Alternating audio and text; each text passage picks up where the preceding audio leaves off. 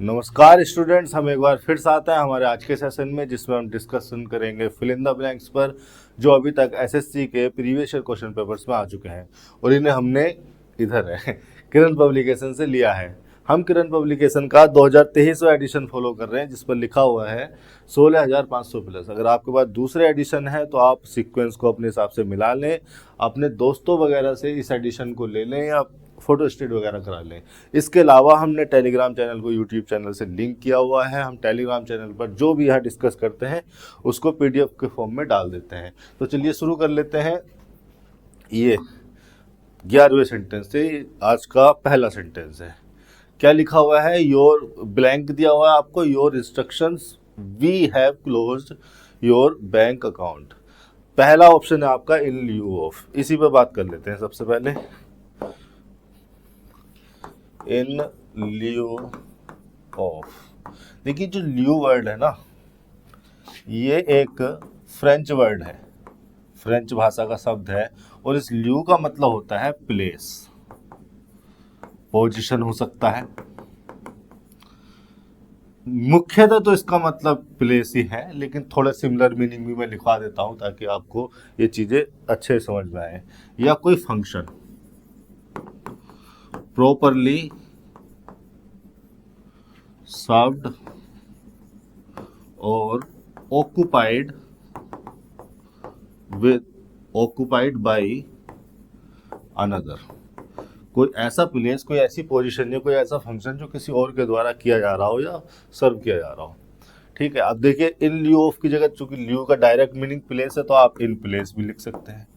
In place of, ये भी एक फ्रेज आपको मिलती है क्या? ये प्रीपोजिशन है। ये प्रीपोजिशन लगाया जाएगा, इसके बाद कोई ऑब्जेक्ट आ जाएगा, समथिंग या समवन, कुछ भी हो सकता है, और ये प्रीपोजिशन लगाया गया ल्यू को जोड़ने के लिए सेंटेंस में। उसी प्रकार से इन प्लेस ऑफ है। इन स्टेड ऑफ भी सुना होगा आपने। अब देखिए, ये जो है इन स्टेड ऑफ, इस फ्रेज में, इस प्रीपोजिशन फ्रेज में जो स्टेड है, इसका मतलब भी प्लेस ही है। ठीक है, मतलब हम स्टेड को ल्यू का सिनोनिम कह सकते हैं। इसका मतलब भी प्लेस या पोजीशन ही आ जाता है। अब चूंकि ये रहा होगा पहले कभी ऐसे इन स्टेड ऑफ, लेकिन अब ये जो लिखा जाता है, अब इन स्टेड को एक साथ लिखा जाता है, इन स्टेड ऑफ। ये यूसेज की वजह से हुआ हो या ग्रामर ने, इस पर ज़्यादा रिसर्च करने की ज़रूरत नहीं है। किस तरह से हम एग्जाम्पल में इसको यूज़ करते हैं? इस प्रीपोजिशन फ्रेज को एग्जाम्पल में अगर हम यूज़ करें तो हम लिख सकते हैं in lieu of chocolates Bob gave me red wine. ठीक है, in place of chocolates Bob gave me red wine, मतलब देनी ये थी लेकिन ये ना देके रेड वाइन पकड़ा दी। इस तरह से हम इस प्रीपोजिशन फ्रेज को सेंटेंसेस में यूज करते हैं, रिप्लेस करने के लिए चीज़ों को। आगे देख लेते हैं क्या था हमारा। With regard to, with regard to, with regard to एक इसी के सिमिलर है, इन रिगार्ड टू लिखा हुआ आ सकता है। वो डिपेंड करता है कि हम किस तरह से यूज कर रहे हैं प्रीपोजिशन को। ये जो है लगाए जाते हैं किसी स्पेसिफिक सब्जेक्ट को इंट्रोड्यूस करने के लिए। मैं लिख देता हूँ कोई ऐसा सब्जेक्ट जिसके बारे में हमने सेंटेंस में इंफॉर्मेशन दी है, उसके बारे में बताने के लिए ये दोनों प्रीपोजिशन फ्रेज लगाए जाते हैं। किसी सब्जेक्ट को इंट्रोड्यूस करने के लिए सेंटेंस में जिस बारे में इंफॉर्मेशन दी गई हो उस सब्जेक्ट को। जैसे एग्जाम्पल के तौर पर मैं लिख सकता हूँ, the police is investigating the case. अब इतनी बात हो गई, police is investigating the case. अब हमें इस केस के बारे में या इस इन्वेस्टिगेशन के बारे में बताना है, इस इंफॉर्मेशन के बारे में बताना है कि ये किस बारे में है। तो मैं लिख सकता हूँ यहाँ पर with regard to the robbery. कोई रॉबरी हुई होगी तो उसके रिगार्ड में ये सब चल रहा है, कंसिडरेशन में। इस तरह से जो है हम इन दोनों फ्रेजेस को यूज करते हैं। तीसरा क्या था हमारा? इन accordance with. In accordance with को देख लेते हैं।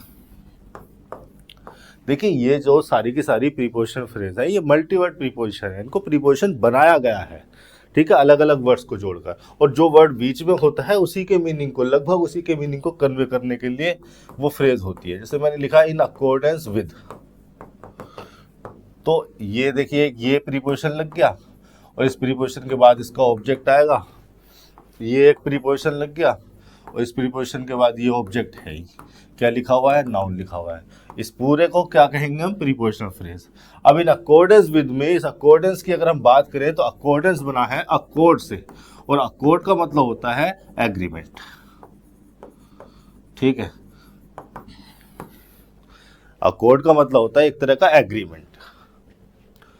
किस तरह के मीनिंग को यूज करने के लिए, किस तरह के मीनिंग को कन्वे करने के लिए यूज की जाती है, फॉलोइंग या ओबेइंग, ठीक है, ये जो है फॉलोइंग और ओबेइंग के सिमिलर मीनिंग को रिफर करती है, के सिमिलर मीनिंग को रिफर करती है, मीनिंग को रिफर करती है, ठीक है।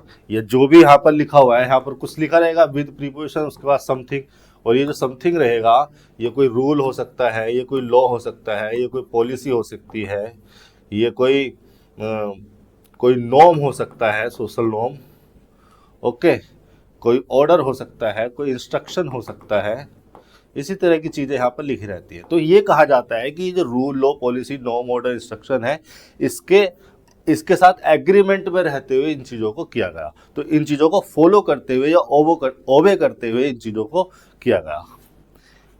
फिर क्या था हमारे पास, फिर था हमारे pass on account of. On account of का जो यूसेज है, ऑन अकाउंट ऑफ रिफर करता है बिकॉज ऑफ के सिमिलर मीनिंग को। बिकॉज ऑफ का आपको पता है, बिकॉज ऑफ किसी रीजन, REASON, किसी रीजन या एक्सप्लेनेशन को रिफर करने के लिए लगाया जाता है, किसी रीजन या एक्सप्लेनेशन को रिफर करने के लिए हम लगाते हैं बिकॉज ऑफ को, ठीक है। उसी प्रकार से ऑन अकाउंट ऑफ भी किसी रीजन या एक्सप्लेनेशन को रिफर करने के लिए ही लगाया जाएगा। जैसे एग्जाम्पल के तौर पर मैं यहाँ पर लिखूँ, she doesn't drink alcohol on account of, she doesn't drink alcohol on account of her poor health, ठीक है। तो ये जो वो ड्रिंक नहीं करती है अल्कोहल, उसका रीजन क्या है, because of poor health. On account of की जगह बिकॉज ऑफ भी लिख सकते थे, because of her poor health, ये उसका रीजन है कि वो इसलिए ड्रिंक नहीं करती है। अब देखिए 4 मीनिंग, 4 फ्रेजेस के बारे में मैंने आपको बताया, 4 प्रीपोजिशन के बारे में आपको बताया। एक बार इनको ध्यान से देखें और बताएं कि आपके सेंटेंस में कौन सवाल आना चाहिए। क्या आप, चलो पहले सेंटेंस पे नजर मार लेते हैं। क्या हम यहाँ पर रीजन को रेफर करना चाह रहे हैं? क्या ये जो इंस्ट्रक्शन लिखा हुआ है ये रीजन लिखा हुआ है या कोई एक्सप्लेनेशन है? नहीं, ठीक है। We have closed your bank account, in accordance with आना चाहिए, ठीक है। इंस्ट्रक्शन, ऑर्डर, लॉ, पॉलिसी यहाँ पर लिखा रहेगा तो यहाँ पर आना चाहिए था आपका इन अकॉर्डेंस विद, यानी कि आपके ऑर्डर को, फॉलोइंग के सिमिलर मीनिंग को रिफर कर रहा है कि आपके जो इंस्ट्रक्शन दिए थे उसको फॉलो करते हुए हमने ये कर दिया। तो इसका सही हो जाना था तीसरा ऑप्शन। विद रिगार्ड टू, ऐसा कोई सब्जेक्ट भी नहीं है जिसके बारे में इंफॉर्मेशन दी गई हो सेंटेंस में, तो ये ऑप्शन भी नहीं होना था। इन प्लेस तो बिल्कुल है ही नहीं। यहाँ पर आपको थोड़ा सा कंफ्यूजन हो सकता था, लेकिन ये वाला ज़्यादा सही होगा, ये है नहीं, ठीक है। 11वां हो गया आपका, चलते हैं 12वें पे। क्या लिखा हुआ है? ब्लैंक दिया हुआ है, she is clever, she often makes mistakes. देखिए ये क्लोज है आपके सामने और एक क्लोज ये है। इतनी बात अगर समझ में आ रही हो तो इतनी बात तो समझ में आ जाएगी कि यहाँ पर कंजंक्शन चाहिए, तो ये तो प्रीपोजिशन है, इसको तो हटाई दो। डिस्पाइट जो है, और इन स्पाइट भी हो सकता था, इन स्पाइट ऑफ, ये दोनों के दोनों क्या है? प्रीपोजिशन है, ठीक है। इसको तो हटाई दो। अब ऑल्दो, सिंस और येट तीनों कंजंक्शन के फंक्शन में आ सकते हैं, तीनों की बात समझ लेते हैं। ये जो वर्ड है ना सिंस, ये जब कंजंक्शन होता है तो दो तरह के फंक्शन में होता है। एक तो ये बिकॉज के सिमिलर मीनिंग को रिफर करता है, दूसरा ये टाइम कंजंक्शन हो सकता है। इसके अलावा ये प्रीपोजिशन भी हो सकता है, परफेक्ट कंटिन्यूअस टेंस में आप यूज करते हैं प्रीपोजिशन होता है, तो भी ये टाइम रिलीवेंट फंक्शन में होता है। टाइम रिलीवेंट फंक्शन में ही होता है, कोई टाइम का पॉइंट लिखा होता है इसके आगे। अब देखो ये टाइम कंजंक्शन तो यहाँ पर है नहीं, किसी टाइम की बात तो की नहीं जा रही है। बिकॉज के मीनिंग को यहाँ पर एडजस्ट करके देखो, बिकॉज के मीनिंग को यहाँ पर लगा कर देखो, बिकॉज या सिंस के मीनिंग को यहाँ पर लगा कर देखो। Because she is clever she often makes mistakes नहीं, देखिए बिकॉज जो है ये प्रॉपर रीजन बताने के लिए यूज होता है, प्रॉपर रीजन या एग्जैक्ट रीजन, ठीक है। और सिंस भी, जब सिंस इस मीनिंग को कन्वे करता है तो ये भी प्रॉपर रीजन या एग्जैक्ट रीजन को बताने के लिए यूज होता है। तो क्या उसकी गलती करने की जो रीजन है उसका ये है? नहीं, ये तो रीजन नहीं है ना। अगर क्लेवर थी तो फिर गलती नहीं करनी चाहिए थी उसको, तो इसका मतलब बिकॉज और सिंस तो गलत हो गया, ये तो आना ही नहीं है। ऑल्दो की बात कर लेते हैं। ऑल्दो जो है यहाँ पर देख लेते हैं इसको, ये जो वर्ड है ऑल्दो, ये एक कंजंक्शन है, दो भी हो सकता था, लेकिन ये ऑल्दो ज्यादा फॉर्मल माना जाता है, ज्यादा ऑफिशियल माना जाता है दो से। सिमिलर वर्ड है, ये ऑपोजिट रीजन को रिफर करता है, ऑपोजिट रीजन को रिफर करने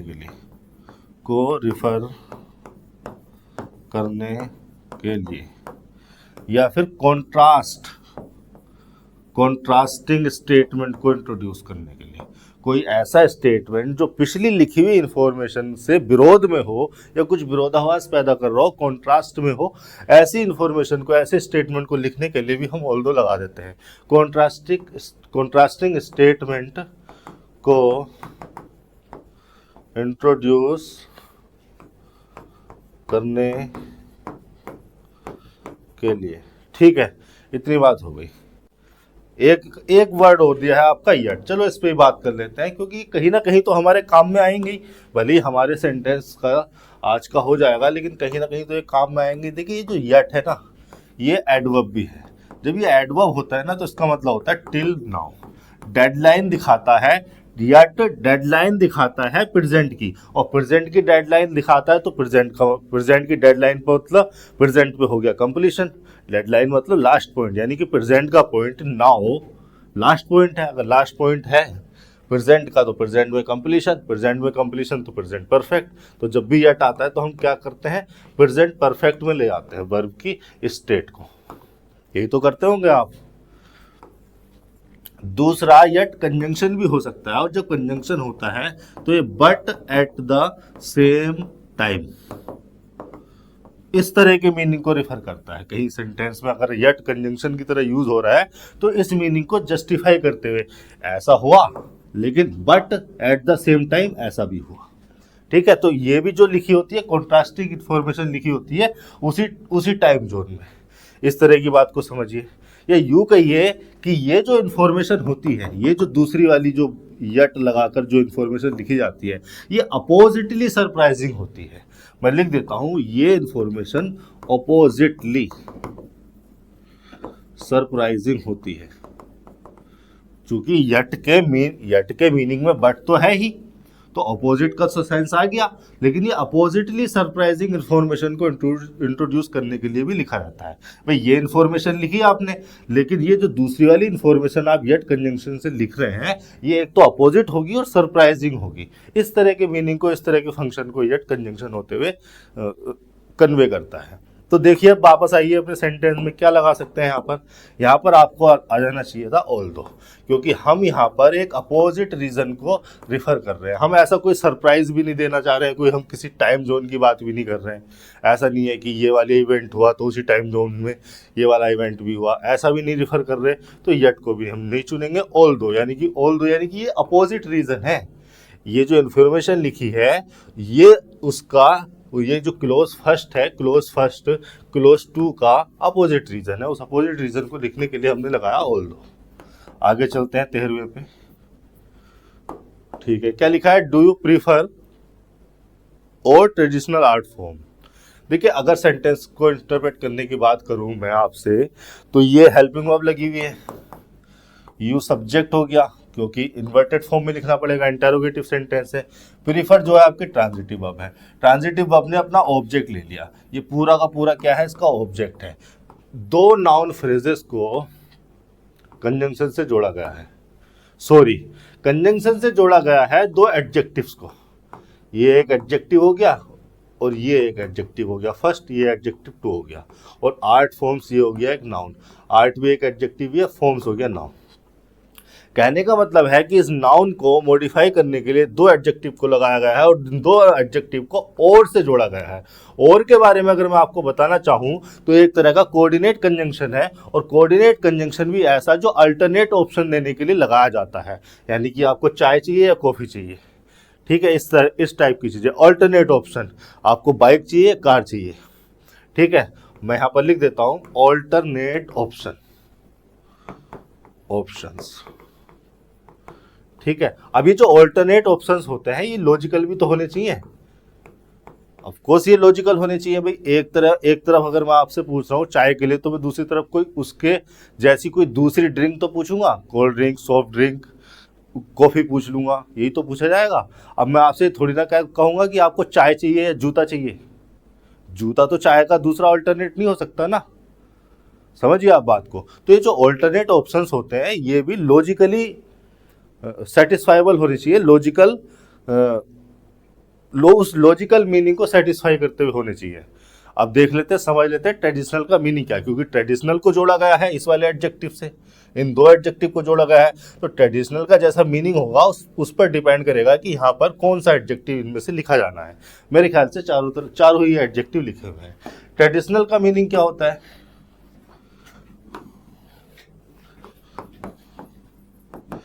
ट्रेडिशनल, देखिए जो ट्रेडिशनल है ना ये बना है ट्रेडिशन से, और ट्रेडिशन को अगर आप गूगल पर डालकर देखोगे या डिक्शनरी पर डाल कर देखोगे तो बहुत सारी डेफिनेशन आती है, लगभग सभी सही हैं और लगभग एक ही तरफ इशारा करती हैं। लेकिन अगर मैं कम से कम शब्दों में इसको लिखवाना चाहूँ ट्रेडिशन को, तो मैं लिखूंगा long established way of behaving और बिलीफ्स। जो long established way of behaving होता है, बिलीफ होता है, उन्हीं कह दिया जाता है ट्रेडिशन, और ट्रेडिशन से ये बना है ट्रेडिशनल। तो उसी की मीनिंग को कन्वे करते हुए ट्रेडिशन तो हो गया नाउन, ट्रेडिशन तो समझ लीजिए आप नाउन, और ट्रेडिशनल समझ लीजिए आप एडजेक्टिव, ठीक है। इतनी बात हो गई। अब वापस आते हैं, हम अपने ऑप्शन चेक करते हैं। आर्केइक का मतलब तो वैसे ही ओल्ड है, कंटेम्प्रेरी वर्ड यहाँ पर सही हो जाएगा, क्योंकि कंटेम्प्रेरी देखिए फॉरेन सही नहीं होगा। साइमल्टेनियस का मतलब जो कि एक ही टाइम जोन में हो, तो ये भी नहीं होगा। कंटेम्प्रेरी क्यों हो जाएगा, कंटेम्प्रेरी का मतलब हो गया belonging to the existing time या मॉडर्न टाइम्स या प्रेजेंट टाइम्स। मैं यहाँ पर लिख देता हूँ belonging to the existing time, जो टाइम अभी एग्जिस्ट कर रहा है आपके सामने उसी से, या मॉडर्न टाइम मतलब कि जो आधुनिक है, अभी थोड़ा बहुत आगे पीछे का टाइम, या प्रेजेंट, कुछ भी लिख दो। अलग अलग डिक्शनरी पे अलग अलग डेफिनेशन आपको मिल जाएगी, कहीं पे प्रेजेंट, कहीं पे मॉडर्न टाइम्स, कहीं पे एग्जिस्ट टाइम्स, तीनों एक ही तरफ इशारा कर रही है। कंटेम्प्रेरी आर्ट फॉर्म्स उन आर्ट फॉर्म्स को कहा जाता है जो कि आजकल के समय से रिलेट करती हो, बिलोंग करती हो। आजकल का समय मतलब 10, 20, 50, 100 साल का समय। और ट्रेडिशनल कहा जाता है जो पुराने लॉन्ग समय से एस्टेब्लिश्ड हो, पुराने लॉन्ग समय से जब ये आर्ट फॉर्म्स स्टार्ट हुई थी, ट्रेडिशन बन गया जो। तो क्या इसका ऑप्शन होना चाहिए, कंटेम्प्रेरी। ये हो गया आपका 13 का दूसरा। 14 पर चल लेते हैं। जॉर्ज नाउन लिखा हुआ है जो कि सब्जेक्ट के फंक्शन में है, फिर आपको एक ब्लैंक दिया हुआ है। ब्लैंक में 4 वर्ब्स आपको दी गई हैं, तो आसान सेंटेंस है। टू यहाँ पर प्रीपोजिशन लग गया, प्रीपोजिशन का हो गया ऑब्जेक्ट, और आ ईयर एगो पास्ट के टाइम को रिफर करता है। पास्ट के टाइम को रिफर करता है। अगर हम टाइम लाइन की बात करें तो ये अगर वो प्रेजेंट का टाइम है, ये है प्रेजेंट का टाइम, और इसी को मैं कहता हूँ रिपोर्ट टाइम, क्योंकि इस टाइम पर ही मैं सेंटेंस को रिपोर्ट करता हूँ। क्या टाइम हो रहा है अभी, मान लेते हैं 5:06, 5:06। डेट मान लेते हैं आज कुछ भी, मेरे ख्याल से 21 है, तो मान लेते हैं कि 21 अप्रैल 5:30 पर मैंने इस सेंटेंस को किसी से कहा, और मैंने जिस टाइम से रिलेट किया वो टाइम है 1 साल पहले का। इसको कहते हैं हम रिलेट टाइम, जिस टाइम से रिलेट किया गया। Relate time he adverb of time होता है, जिस टाइम से इस इवेंट को, इस वर्ब को, इस एक्शन को रिलेट किया गया उसको मैं कह रहा हूँ रिलेट टाइम। और जिस टाइम पर मैंने सेंटेंस को कहा उसको कहा मैंने रिपोर्ट टाइम। इस टाइम पर मैंने रिपोर्ट किया। तो रिलेट टाइम या एडवर्ब टाइम क्या दे रखा है, अ ईयर एगो का। तो अ ईयर एगो का मतलब क्या हुआ, ठीक है, एगो खुद एक एडवर्ब है। एगो का मतलब हो गया backward from the present, backward from the present. तो प्रेजेंट तो हमारा यही है 21 अप्रैल 5:30-15।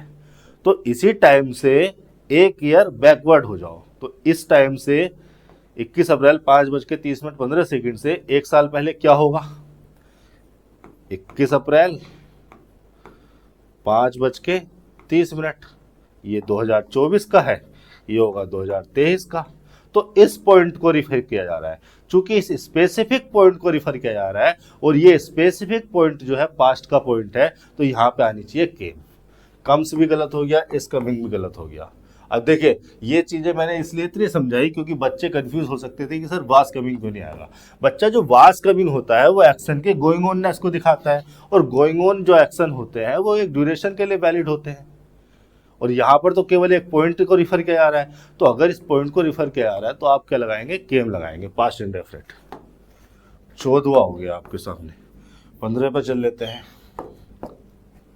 The Paralympics is a competition for the, चारों ऑप्शन दिए हैं आपको, चारों के मैं ऑप्शन बता देता हूँ। देखिए पैरालंपिक्स एक ऐसा गेम होता है जो डिसेबल्ड पर्सन के लिए यूज होता है। तो जनरल नॉलेज का क्वेश्चन है, जो डिसेबल्ड पर्सन होते हैं वो पैरालंपिक्स में पार्टिसिपेट करते हैं। तो यहाँ पर तो डिसेबल्ड लगा देना चाहिए था, तो मुझे लग भी नहीं रहा इंग्लिश का क्वेश्चन है, तो जीके का क्वेश्चन है मुझे लग रहा है। डिस्करेज का मतलब जिनको डिस्करेज कर दिया गया हो, जिनके करेज को लो कर दिया गया हो। डिस्पाइज्ड का मतलब होता है डिसलाइक्ड, ठीक है। एक्चुअली में ये जो वर्ब है डिस्पाइज, इसका मतलब ये होता है to dislike someone or something because you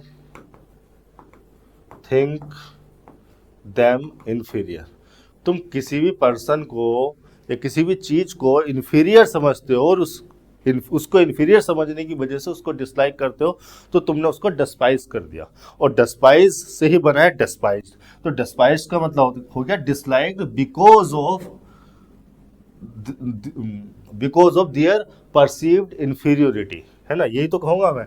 disadvantage का मतलब क्या होता है, डिसएडवांटेज का मतलब समझ लेते हैं, ये वर्ड देखिए अच्छे वर्ड हैं, ये आपको जीके वगैरह में भी कहीं लिखे हुए मिल जाएंगे। अगर आप न्यूज़पेपर वगैरह पढ़ते हैं तो इन शब्दों से अच्छी तरह से परिचित होंगे। Disadvantage, discourage, disabled. यहाँ पर अगर हम डिसएडवांटेज के मीनिंग को समझने की कोशिश करें तो डिसएडवांटेज वो इंडिविजुअल्स को रिफर करता है, वो इंडिविजुअल्स, वो लोग और groups of people who are in unfavorable circumstances because of their social, financial, mental और फिजिकल प्रॉब्लम्स। अगर कुछ लोगों में सोशल फाइनेंशियल प्रॉब्लम्स हैं, फिजिकल मेंटल प्रॉब्लम्स हैं, चारों में से कोई एक फील्ड में भी आ सकता है। अगर कोई पर्सन सोशली बैकवर्ड है या सोशली गुड नहीं है तो उसे भी हम कह सकते हैं, उस कम्युनिटी को हम कह सकते हैं डिसएडवांटेज्ड कम्युनिटी। अगर कोई कम्युनिटी, लोग या कोई पर्सन पैसे की अगर उसके साथ प्रॉब्लम है तो भी हम उसको डिसएडवांटेज कह कर रिफर कर सकते हैं। और फिजिकल यानी कि बॉडीली और मेंटली मीनिंग को भी कन्वे करने के लिए इसको यूज़ कर दिया जाता है। लेकिन जब एप्रोप्रिएट वर्ड देखिए, फिजिकल, अगर किसी के पास फिजिकल प्रॉब्लम है तो भी हम उसको डिसएडवांटेज कह सकते हैं कि वो ऐसी अनफॉर्चुनेट सिचुएशन में है कि वो ये चीज़ें कर ही नहीं सकता अपनी फिजिक्स की वजह से, अपने फिजिकल बॉडी की वजह से। लेकिन जब हमें एप्रोप्रिएट वर्ड दे रखा है डिसेबल, तो हम उस एप्रोप्रिएट वर्ड को चुनेंगे ना, तो थर्ड ऑप्शन हो गया ये। ठीक है, डिसएडवांटेज भी मोस्ट अप्रोप्रिएट नहीं था। और डिसएडवांटेज को ना सोशली और फाइनेंशियली प्रॉब्लम्स के कंटेक्स्ट में ज़्यादा यूज़ किया जाता है। वो मैंने लिखवा दिया क्योंकि चीज़ें थोड़ी ब्रॉड लेवल पे पढ़ो तो कन्फ्यूज़न कम रहता है। ये हो गया आपके 15 सेंटेंस। इस सेशन में इतना ही। अगर आपको किसी भी सेंटेंस से कोई भी दिक्कत है, चाहे इस सेशन का हो या पुराने किसी सेशन का, या आप कहीं पर किसी भी चीज़ की तैयारी कर रहे हो, तो आप उस सेंटेंस को कमेंट सेक्शन में लिखें, मुझसे पूछें कि सर ये प्रॉब्लम है, मुझे बड़ी खुशी होगी आपको समझाने में। आज के लिए इतना ही, धन्यवाद।